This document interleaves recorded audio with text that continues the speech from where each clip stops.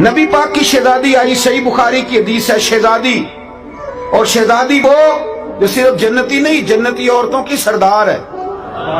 ادھر دیکھنا، بیٹی رہتی ہے نا پردیس میں، تو اس کے سر درد کا پتہ باپ کو چل جائے نا، ماں کو، کہ اس کو وہاں سر درد ہے، تو یہاں بوڑھا باپ اور ماں ساری رات سوتے نہیں۔ اور اگر بیٹی کی کوئی زخم دیکھ لے،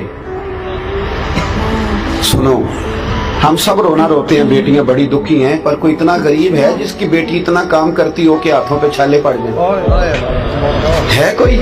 پر صحیح بخاری دیکھو نا، سیدہ عائشہ صدیقہ رضی اللہ تعالیٰ عنہ فرماتی ہے کہ سیدہ فاطمہ نے چھالے دکھائے، آگے چھالے دکھائے، اور آپ فرماتی ہے میں بھی رو پڑی، اور نبی کریم نے نا یوں گردن مبارک جھکائی اور یوں آنسو حضور نے پوچھ کے نا تو دامن میں چھپا لیے، عرض کرنے لگی حضور چکی بھی پیستی ہوں، جھاڑو بھی دیتی ہوں، آٹا بھی گوندتی ہوں۔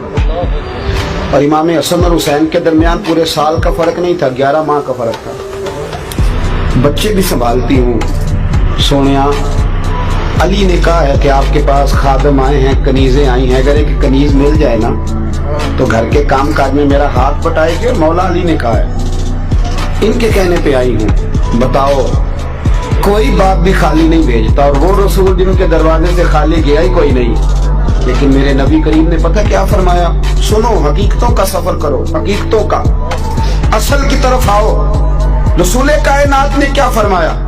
محبوب فرمانے لگے، فاطمہ میں تجھے خالی نہیں لوٹاتا بیٹے، 33 بار سبحان اللہ پڑھا کر، 33 بار الحمدللہ پڑھا کر، 34 بار اللہ اکبر پڑھا کر، اللہ تجھے غلام آزاد کرنے کا ثواب عطا فرمائے گا۔